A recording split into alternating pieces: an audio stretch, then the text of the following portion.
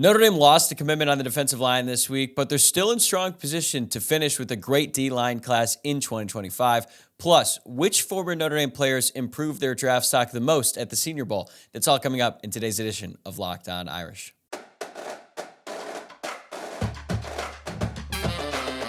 You are Locked On Irish, your daily podcast on the Notre Dame Fighting Irish.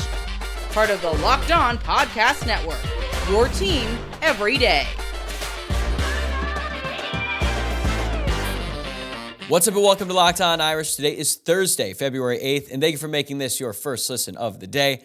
I'm Tyler Wojciak, and I'm the host. I'm a Notre Dame alum and producer covering college football for Fox Sports. And you can watch this episode as well as every other episode on YouTube or listen wherever you get your podcasts. Whether you're watching or listening, I'm just glad you're here, and I'd encourage you to please subscribe if you have not already. Today's episode is brought to you by FanDuel. Make every moment more. New customers join today, and you'll get $200 in bonus bets if your first bet of $5 or more wins. Visit FanDuel.com/lockedon to get started. Really excited about today's show. In just a few minutes, I'm going to be joined by NFL draft analyst and Notre Dame fan Mike Renner to talk about how the former Notre Dame players fared at the Reeses Senior Bowl. Plus, we're going to share who we think will be the first Irish players taken off the board in the upcoming NFL draft. But I wanted to start with a couple of housekeeping items because I was out of town for the majority of this week, and I have not been able to publish the show daily. So first off, I apologize for that. Fox sent me to Charlotte, North Carolina on very short notice, and it kind of threw my entire week for a loop. But now I'm back home in LA, back home in my studio. So let's get right into it. So a few days ago, four-star edge rusher CJ May announced that he would be decommitting from Notre Dame's top-ranked class of 2025. May is the 19th ranked edge rusher in the class, according to the 24/7 Sports Composite, and he's just outside the top 250 players overall. Now, this decommitment has been reported by multiple different outlets as a, quote, parting of ways. And in this instance, I actually think that's true. Like, not all breakups are mutual, right? Usually it's one person leaving the other. It's a lot like that in recruiting as well. But I think in this instance, both parties were like, yeah, it's probably best to move on because May is a prospect out of Alabama, and he first committed to the Irish back on September 23rd of last year. But over time, May started to receive a lot more interest from other very prominent schools in the South, including Georgia, Auburn, and Miami. By all accounts, May did not close off his recruitment, and he was really entertaining this newfound interest from all these new schools to the point where it started rubbing the Notre Dame coaching staff the wrong way. We know about Marcus Freeman's official visit policy with committed recruits. We have talked about it many times in this podcast, but just to go over it, if you verbally commit to Notre Dame and you take an official visit elsewhere, to the Notre Dame coaching staff, you are essentially removing yourself from the class as a committed prospect. That's not to say that they won't have you back later on, but if you take an official visit while you're committed to Notre Dame, that's essentially an act of decommitting. May took a visit to Auburn. I have not been able to confirm whether it was official or unofficial. I think the line between an official and unofficial visit has certainly been blurred in recent years, given NIL and just given the fact that a lot of these recruits are being offered money when they officially visit. There's some recruits out there. I don't think there's many that Notre Dame is involved in, but there are some prospects who won't even take a visit, whether it be official or unofficial, unless they're given some money up front. It's a crazy world we're living in right now, and it definitely needs some regulation, but this is just the way things are. So May takes that visit to Auburn, and I think that was the final straw for the Notre Dame coaching staff. May was actually on campus just a few weeks ago on Junior Day, and I thought that maybe in that instance, like, they could sort of figure things out there and maybe get a sense from May what he was thinking in his recruitment. But from what I've heard, the Notre Dame coaching staff sort of laid down the law with May in that moment. Was like, look, we want you in this class, but if you continue to do all this stuff, that's going to be a decommitment. And I think that's ultimately what happened here with CJ May and Notre Dame. But Notre Dame still has 3 commits on the defensive line in this class, including nose tackle Davion Dixon and ends Joseph Reif and Christopher Burgess Jr. And when I look at how these events transpired, I think 2 things can be true.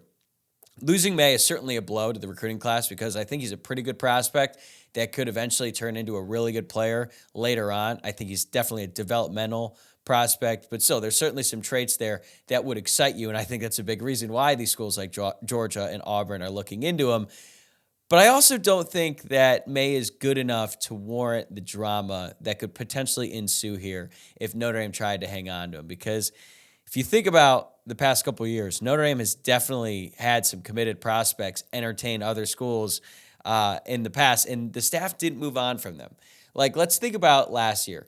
A lot of fans were concerned that Kingston Viliamu-Asa might flip to Ohio State because we know that Ohio State was on him early, and they continued to recruit him well after he had committed publicly to Notre Dame. Now, I don't think these situations are apples to apples. The way that KVA approached his recruitment was much different than CJ May. It was a lot more private, but I don't think that KVA completely shut down his recruitment once he committed to Notre Dame. Let's think back 2 years ago, back when Peyton Bowen was committed to Notre Dame.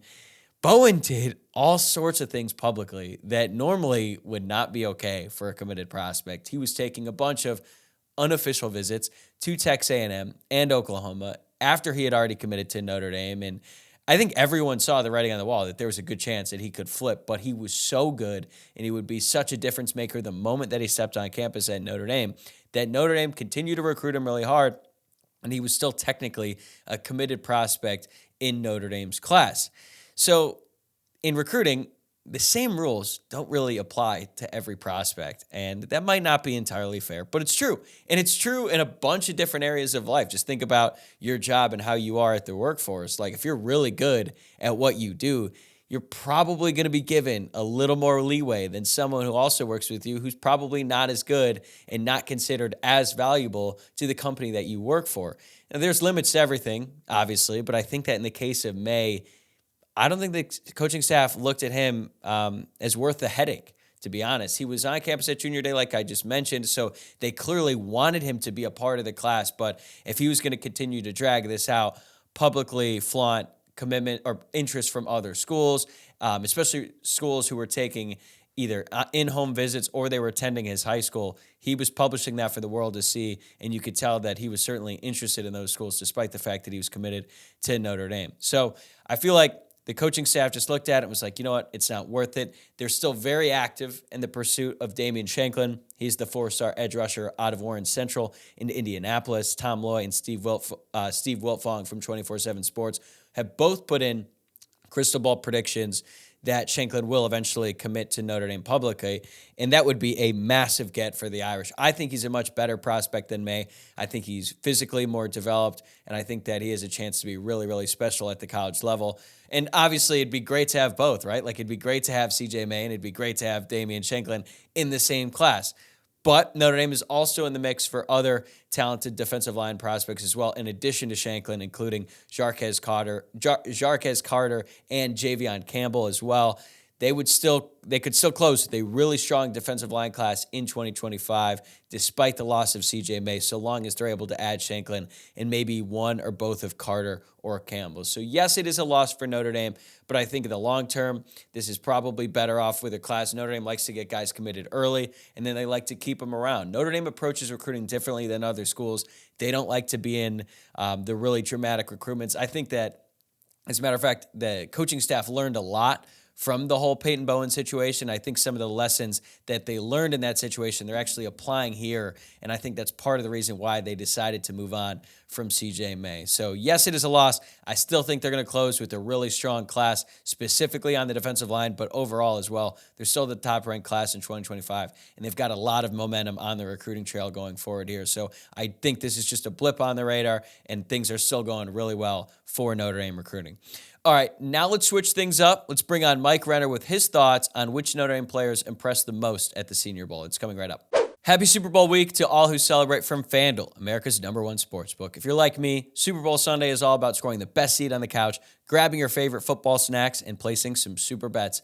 What I love most about the Super Bowl is that everyone in the entire world shuts down everything that they're doing to focus in on a football game for 3.5 to potentially even 4.5 hours, given the commercials and everything like that. But you know what? I love it all. FanDuel has so many ways for you to end the season with a W or 2 or 3. Not only can you bet on who will win Super Bowl 58, but FanDuel also has bets for which players will score a touchdown, how many points will be scored, and so much more. My pick, I'm riding with the Chiefs money line. Last year, I made the decision after I bet on the Eagles in the Super Bowl to beat the Chiefs that I will never bet against Patrick Mahomes ever again, and I will continue that here in this year's Super Bowl. I'm taking the Chiefs money line. If you're looking at some prop bets, I like Isaiah Pacheco over 67.5 rushing yards and Isaiah Pacheco to rush for over 30-plus yards in each half. You can get that at like plus 200 right now. I really think the Chiefs need to run the ball in order to win, which would lead to a big game from Pacheco. New customers, join today, and you'll get $200 in bonus bets if your first bet of $5 or more wins. Just visit FanDuel.com/lockedon to sign up. That's FanDuel.com/lockedon. Make every moment more with FanDuel, an official sportsbook partner of the NFL. All right, Mike Renner is back with me here, fresh off a trip to Mobile, Alabama to attend the Reeses Senior Bowl. 5 Notre Dame players earned an invitation to the event, including linebackers J.D. Bertrand and Maris Leofau, quarterback Sam Hartman, edge rusher Javonte Jean-Baptiste, and quarterback Cam Hart. Mike, of those 5 guys, who had the most impressive week overall?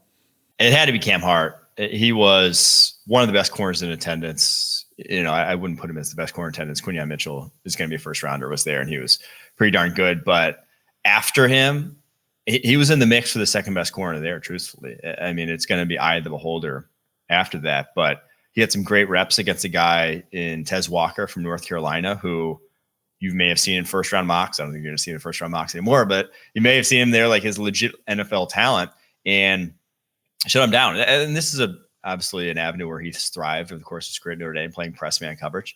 And it's good to see that against, the best of the best. And that was a good receiver group to prove it against. So he had to be the best performer there from Notre Dame. Did Tez Walker insult Cam Hart's mom or something? Because it seemed like every single clip I saw of Cam Hart that came out throughout the week during practice showed Hart absolutely dominating Tez Walker. So it almost felt personal, to be honest. It was, if he didn't insult his mom, Cam Hart was playing like it. So you want that guy with that chip on his shoulder. Were there any performances that surprised you? Because you've obviously watched these guys throughout their careers as a fan of Notre Dame, but then seeing them up close in that kind of setting with so much other talent involved, did you see anything from these guys that maybe you haven't noticed in the past? Honestly, no. Unfortunately, like for good and bad reasons. I don't think there was anything that really like jumped out to me from any of the guys. I will say, I think if like anyone exceeded expectations in any way, it was Hart. Everyone else kind of like was at what I kind of expected, I'll say. So a kind of a boring answer there, but that was, I've watched these guys a lot. So I kind of came in and kind of, that's the problem. I'm asking you've watched a lot of Notre Dame football. I would hope that you know by now that like J.D. Bertrand is really good. And then he won what, practice player of the week that the other team voted on, right? Was that? I didn't see that word. He won something like, it wasn't in the game, it was more so in the week leading up. But I think I was really surprised when I saw their speed. Both J.D. Bertrand and Maris Leofau, they were 2 of the fastest linebackers there, and it wasn't necessarily like a 40-yard dash. I think they measure the miles per hour. So what stood out to you about them? And they played together a lot during the game, so just their week of practice and then how it culminated on Saturday. Yeah, they play really fast in the run game, and that's something you saw on tape at Notre Dame also, but just like they trigger so well to get to ball carriers, and that's why you get named player of the week. Over the course of practice, because he was around the football in the running game. Now, in coverage, which is where I was kind of more wanting to see, just because the Notre Dame's defense, I don't think their linebackers play the most diverse coverage roles. They're not asked to do necessarily as much, and Leofau especially, like, he's used so much as a blitzer, that I want to see more of that. And I think both of them kind of showed maybe their inexperience in that regard. But definitely their play in the run game was the highlight of both those guys this week. Out of the 2 of those, who do you think NFL scouts are more high on now coming off that week?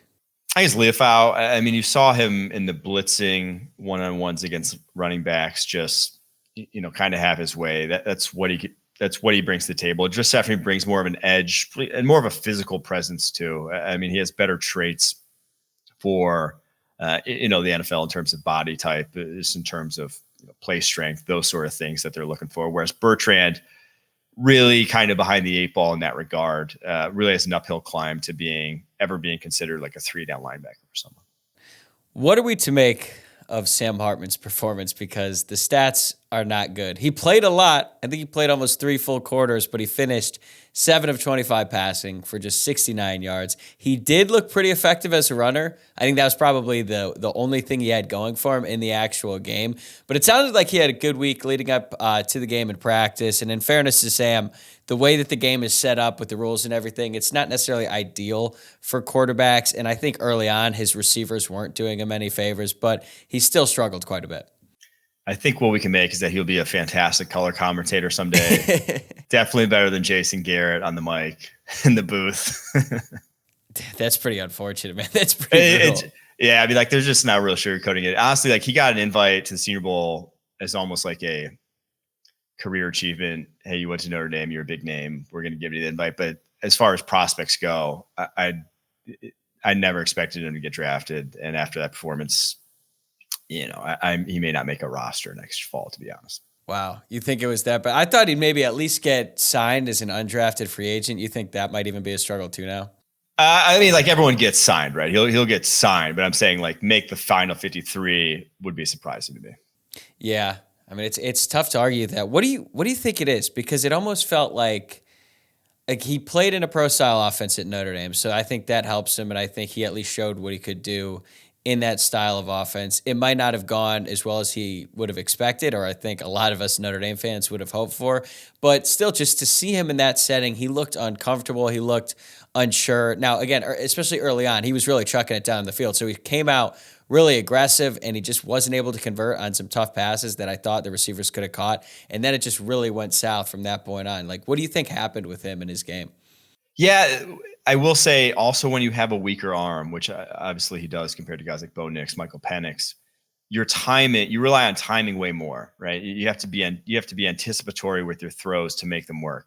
And when you're playing with guys you've never played before, anticipatory throws you're going to be more hesitant on them, right? So it's going to lead to some hesitancy, and that's kind of your game, right? So you're going to a guy who relies on timing to run and operate an efficient passing offense, going to a scenario where that's almost impossible because you've never worked with these guys before. You don't know the timing. So I think that's probably the biggest thing, is that it just was not a situation that was meant for him to look good. One player who I was really excited to see, who we ended up not seeing that much, was Javonte Jean-Baptiste. He played a pretty limited role in the game. I know there were some reports about maybe him suffering an injury during the week leading up. Do you have any insight into why he had such a limited role in the game? No, I'm not sure. I didn't get a ton of one-on-ones either throughout the week. Like, he was there. And honestly, like, the first time he was in a one-on-one, or that I even noticed him, I was like, oh wow, he was like, it was like late in the practice. I'm like, oh, where's he been? So kind of just didn't play a ton. And truthfully, even when he didn't look all that effective, still very limited in his moves he has as a pass rusher. So unfortunate for him, if he was hampering an injury or something, that he went out there, because I don't think he helped himself any by doing so. Yeah, that's the thing, is I thought, given the season that he had, I thought he'd be able to ride some momentum throughout this week and then maybe shoot up some draft boards even more, because he was so productive in his last season at college and his lone season at Notre Dame. So that'll be something to keep an eye out for. We'll be right back with Mike to talk more about Notre Dame players in the NFL draft, but I wanted to tell you about Gametime. Gametime is the fast and easy way to buy tickets for all the sports, music, comedy, and theater near you. With great deals on last-minute tickets and their best price guarantee, you can stop stressing over the tickets and start getting hyped for all of the fun you're going to have. I recently used Gametime to go to a Lakers game. It wasn't really in our plans initially, but then on the day of, we looked at the ticket prices on Gametime, and we were like, you know what? Those are really cheap. Let's go. Let's watch LeBron for very little money. And we did, and it was an excellent time, all thanks to Gametime. It is the fastest growing ticketing app in the country for a reason. You also get images of your seat before you buy, so you know exactly what to expect once you arrive. Plus, you can buy tickets in a matter of seconds, just 2 taps and you're set. And the tickets are sent directly to your phone, so you never have to dig through your email. Take the guesswork out of buying tickets with Gametime. Download the Gametime app, create an account, and use code LOCKEDON for $20 off your first purchase. Terms apply. Again, create an account and redeem code LOCKEDON for $20 off. Download Gametime today. Last minute tickets, lowest price, guaranteed. It does seem, though, like Notre Dame players, Notre Dame is sending more high-end players into the NFL than they have in this past. Like, you look at this upcoming Super Bowl, Notre Dame is going to have 2 starters playing in that game. Drew Tranquill is going to start at linebacker for the Chiefs, might be one of their best defensive players on a defense that's stacked. And then Aaron Banks is going to start at guard for the 49ers. Notre Dame has produced really talented NFL offensive linemen and tight ends for a really long time now. That's not new. But a linebacker starting in the Super Bowl is kind of new. And Notre Dame also had breakout guys like Kyle Hamilton and Kyron Williams this year. So it feels like, to me, Notre Dame is starting to turn a corner there and start producing more high-end players at skill positions. Does it seem like that trend is happening to you? I think so, yeah. And I think it's a snowball effect that when you have high-end players, well-known names at the NFL level who obviously represent the university, that's going to make it more likely for guys to come to the university to begin with. And to me, the bigger thing, though, is not necessarily the top-end guys, because those are often somewhat random, unless you really are at Alabama and you're getting the 5 stars every year. If you're dealing in the 4-star ranges, getting those elite guys is somewhat random. It's more like sending 4+ every year to the league, right? That to me is more important, is that every year, that graduating class that's going, leaving Notre Dame, all those guys are going to play in the league, right? I think that's the biggest thing, that when a program's really on the map, that they have the depth every single year getting drafted. What is the perception of the Notre Dame football program right now by people in and around the NFL, like with more of a recency bias to when Marcus Freeman took over? Well, I was going to say before that, it was just like offensive line or nothing, right? I don't think they got much respect outside of that position. Tight ends as well, but O-line, tight ends, and then take it or leave it. After that, though, I think the athletes that they're producing are much better. I think you're getting guys going to the NFL that are getting drafted not only because they play the game of football well, because they have traits too. Guys like Cam Hart fit that role. So I think that's they're getting faster and more athletic is what just my eyes tell me from watching them and who they're producing out into the league now. Okay, in the spirit of your podcast, Renner Ranks, we're going to do a top 5 list today. This is subject to change over the course of the next couple of months, once the combine's over, pro day and all that. So we're going to have to come back and revisit this. But Mike, please rank the top 5 Notre Dame players in this year's draft class in the order in which you think they'll get selected. So it's not necessarily who you think are the 5 best. It's the top 5 in order of when they're going to get drafted. So you go first, and then we can compare the list. All right. I feel good about the first one. That's the only one I feel good about. I feel Joe Alt, left tackle, he will be the first Notre Dame player selected. After that, I think I'll go Blake Fischer as number 2. Cam Hart, number 3, Audric Estime 4, Maris Leofau 5. Okay. Those are my 5. But after 1, 2 could be 5, 5 could be 3. After 1, they're all kind of in the same mix of where I think they'll come off the board. And that's somewhere back into day 2 to 5th round at the latest for those guys. Okay. So mine is a little bit different. I've got Alt 1. I got Cam Hart 2. Estime 3, Fischer 4, and then Javonte Jean-Baptiste. So you obviously are a little bit higher in Blake Fischer. Do you think that it's just more to do with the position he plays and the lack of really physically gifted tackles like Blake Fischer is? He has all the traits. Yes, it's a position that gets you drafted in a certain range regardless of your on-field performance, right? There have been worse tackles than him. From a pure performance perspective, go top 32, right? It's just because O-line coaches think they can develop you, and sometimes they're right, sometimes they're wrong. But it is a position that basically there's almost like a cutoff, and if you meet that threshold, you still get taken just on the off chance you hit, because the payoff can be so big. So yeah, I think he still goes in that range because of that. And he got a grade. You get grades from the NFL advisory committee, right? He's not going if he got a 5th round grade. I don't think he's also not going to the Senior Bowl, right? Where I thought he probably should have gone if he didn't get a high grade, So I think there's a lot of factors there pointing towards someone out there somewhere is going to be a little higher on them than probably I am even. Well, how does that work with the Senior Bowl? Because I know that they're going to start allowing juniors to go, Blake Fischer declared early. Was he eligible for the Senior Bowl this year? Or does that taking a place? He would have been. I mean, I'm guessing they would have invited him, or the Shrine Bowl, one of those two. Okay. I'd be very floored if they didn't, based off of one, how, what I was saying about where his draft projection probably is going to be, and two, just the fact, who the other tackles were that were there. Like, you're going to take a blue blood tackle who's going to be a top 125 pick all day long, right? Yeah. I started to notice some people are now coming out and they're not as high on Joel. And I feel like this always happens every year with the draft. You got really good players who everyone has agreed upon, like they're great, and then people look at them a little bit longer and they're like, oh, they're actually not that great. How do you feel about Joel? Has your perception of him changed at all since the season ended and you started really preparing for the draft? No, it is not. I get that sometimes, not everyone's going to agree, right? That's fine. That, some guys don't even do the work, don't even watch these guys until later on. That's fine. But there's the holes you can poke in his game are not related to like actually what he's doing on a football field, right? They're related to what it might look like once he gets to the NFL, because that man's a true junior playing at such a high level from a skill perspective, from a consistency perspective. It's like, he'll get better at those things too. No one's a finished product, even if he looks like one, as a true junior. So I'm excited to see where his career goes. And to me, he's one of the safest picks in this draft after, like Marvin Harrison Jr. He's awesome.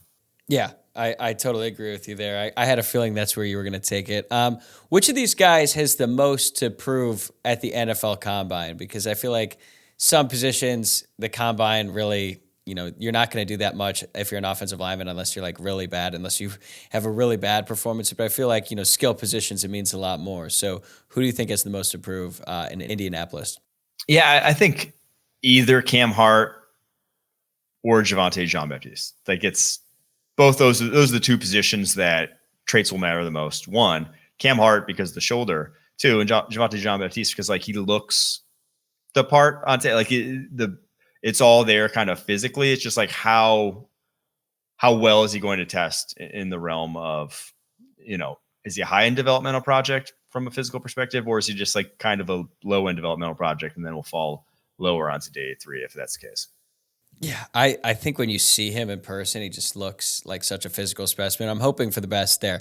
Okay, last question before we let you go. Audric estimate, you and I both have him like around 3 or 4 on our list of the top players taken off the board. We know how big he is and how he can just run over defenders. Do you think that he could surprise some people with his 40 time enough that could really elevate him in the draft? Because I never really thought of him as much of a speedster, but like I think back to that run he had against NC State where he really broke away. He did have a couple big runs against Stanford, but they were basically a JV team. So like, do you think he could really elevate his stock that much, or is he just kind of like where he's going to be drafted? That's pretty much set by now. I think he could a little. I think he could turn some heads because not a lot of people are thinking 227 going to run, in the 4.4s. And I think if he shed a little, fat, like really trained for just that aspect, I think he could go high 4.4s from what I saw from him on tape. Now, is that going to change your eval that much? I don't think so, but I do think that definitely will help him if he does. All right, he is Mike Renner. You can listen to his podcast, Renner Ranks, every Monday through Friday, part of the Locked On Podcast Network. Mike, this has been a pleasure as always. I'm looking forward to doing this again a couple times before the draft in April.